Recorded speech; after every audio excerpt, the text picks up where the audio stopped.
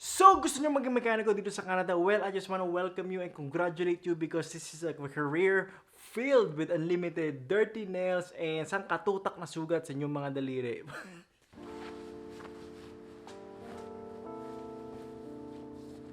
So, if you're looking for information after kung paano nga ba masimulan tong journey nyo bilang isang mekaniko, you came to the right place. And before we get to this video, I just want to say thank you to God and everyone because we now have 660 subscribers. I can't thank you guys enough for the love and support that you guys are giving this channel. And I do apologize for not posting a video in at least 2 weeks. And that is because sobrang busy lang, guys. Naghahanap kami ng bagong apartment na lilipatan. So, it's just been really hectic and it's just been really busy. But we're back now, so that's all that matters. Anyways, as I was saying a while ago, if you are looking into this career, I want to congratulate you because really, this is a good job. I mean, sinasabi ko nga sa sarili ko na habang may sasakyan dyan sa labas ng kalsada, those are potential customers for you to come into your shop at meron ka pa ring trabaho at the end of the day. Kahit maging all-electric na lahat ng vehicles, they will still need a mechanic to fix their cars and it's just for the long run. And before we get any further with this video, I do want to say just a quick disclaimer that this tutorial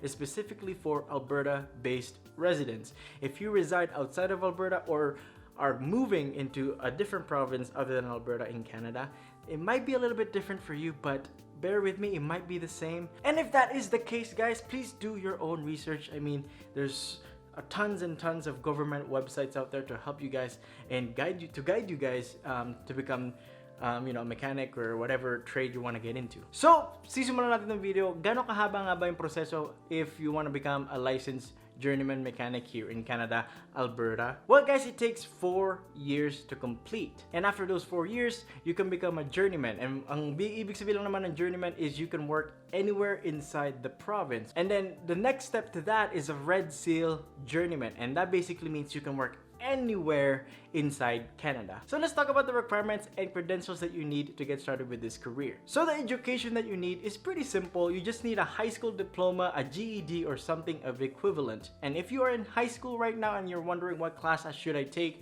and you're interested into become a mechanic, is basically take math, science, English. You can take physics and chemistry. I did that personally, but I'm not really that smart, so I went with general science. So ganun na siya kadali, ganun na siya ka-straightforward, and let's move on to the 3 ways that I know how you can become a mechanic. Step number 1 is the apprenticeship program. Now this is what I'm doing personally, mga kaibigan. So let me explain how this works. So basically there are 4 years for this process, like I said a while ago. And within those 4 years, each year you need 1,500 hours or minimum work experience. So 1,500 hours, that's the minimum work experience that you need. And then after that 1,500 work hours or work experience, you have to go to school. Now, kung nalulula kayo dyan sa 1,500 hours na yan, it's not that bad because let me just break this down to you guys. So the way that it works is you work for 10 months within the year. So you work every single day, kung bukas ng shop nyo, nandun ka every single day for 10 months. And then for the last 2 months ng taon na yon, you just have to go to school for technical training and you can take your exam. And by the way, guys, this is how it works. So kung ma-accumulate mo na yung 1,500 hours na kailangan mo, you need to take technical training for 2 months. And then pagka na-achieve mo na yung mga requirements na yon, then you can take an exam to move you up a level. Guys, it moves up from first year, second year, third year, fourth year apprentice. And ano nga ba ang maganda dito? Well, for those 10 months, you are getting paid because you are technically working. Getting paid, you're getting experience, you're getting a win-win-win benefit right here. And then after you pass the first exam, the second exam, so each exam or each time that you move up a level, your pay also gets higher. So that being said, if you are a first year apprentice right now, you're getting paid 25% of the journeyman's wage. And then it moves to 50, and then I think 70 or 80, and then 90% of the journeyman wage. So syempre, iniisip nyo, sobrang ganda naman ng deal na yon. So I think I'm gonna do this first method. Well, there are some drawbacks to this, mga kaibigan, and here is one thing. Being a mechanic or getting into the mechanic industry or the automotive industry is very competitive.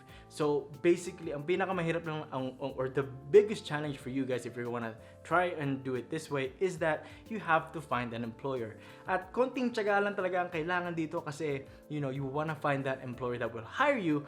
So say wala kang experience with holding a wrench or a ratchet, or you don't know the difference between a tire or a rim. So you basically want to find an employer that will hire you. You know, ikaw yung fresh late na bata, you know, you want to get in there and you want to find that employer. That is the biggest challenge, and I've experienced that myself, guys, because ako wala akong experience. I've never worked in a shop. I've never held a ratchet. I've never held a tool before in my life. So finding an employer was really, really challenging, especially when you're competing against a lot of guys or a lot of people that is more qualified than you. Pero wag kayong maglala, guys, konting tiyaga lang talaga mahanap nyo rin yung employer na yan. So say that you get into this way or this method of becoming a mechanic, here are the pros of this method. It will only take you 4 years to complete this whole process, and you can actually get your license pretty soon. So the second method that we're gonna talk about is if you can't find an employer that will hire you, that you can become an apprentice with them. And this is called the pre-employment program that colleges offer.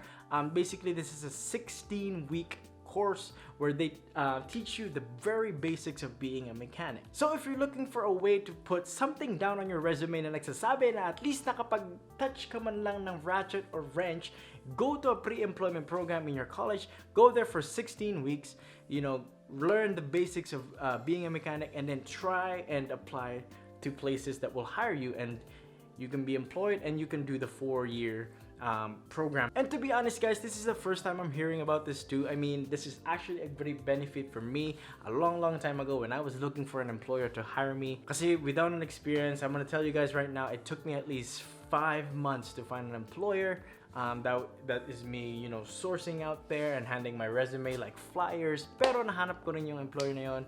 But if you really can't find, so say for example, malit lang yung city nyo, malit lang yung town nyo, or something like that, go to a pre-employment program, and then at least meron ka masabi na you went to school for being a mechanic. So the third way that we're gonna talk about is going to school for 2 years. That's right, you heard me.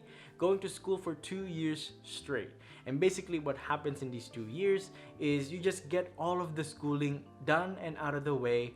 So, you know, you only have to accumulate your work hours to become licensed. Now, this is great if you're fresh out of high school and you're not sure if you wanna become a mechanic or what career you want to take. So this is a really great program to get hands-on and like deep into becoming a mechanic. And it's also, kung sobrang seryoso ka to becoming a mechanic, you know, they get really in depth with it. So imagine we're just squeezing a whole section in 2 months, and you're covering 2 months worth of schooling.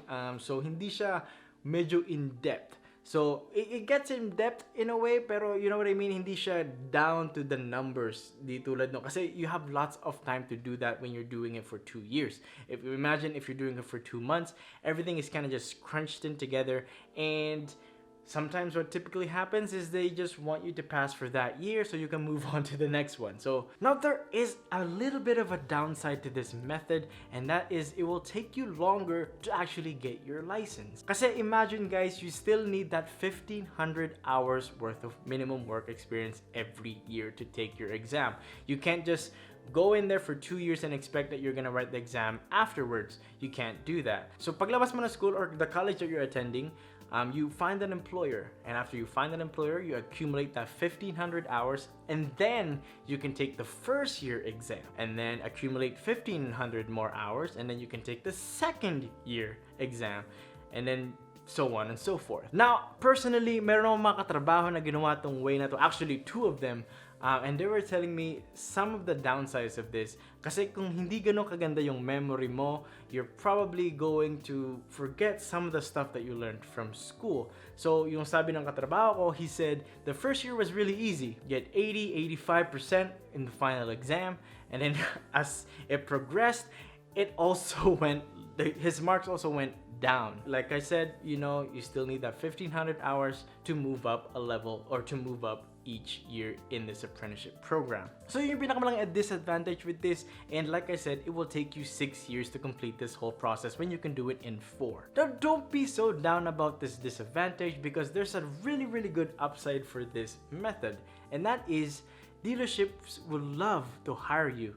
And here is why. Dealerships would love to hire you because you're a clean slate with a little bit of knowledge or a lot of knowledge about general automotives. So ibig sabihin nun, paglabas mo ng school, you put that on your resume and you apply to dealerships, they would love to hire you because they would want to make you, you know, a certified, for example, Ford technician, or for example, a certified BMW or Subaru technician. So you go to school, you learn about general automotives, and then you come out and then you find an employer and then they mold you into their own kind of technician. And speaking of different manufacturers and brands, ito rin ginawa nung katrabaho ko ngayon.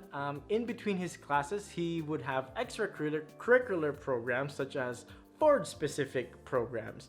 So, hindi lang siya tapos ng general automotive, meron din siyang certificate of becoming a Ford certified technician, if you guys know what I mean. So, kung anong ino-offer ng school nyo, go for it. It's extracurricular, and, you know, pag Ford certified technician ka, try applying at Ford. It might increase your chances to get hired. So you made it to the end of this video, and as an added bonus, I'm going to tell you guys how to go to school for free, essentially free. So basically guys, there's a grant here in Alberta.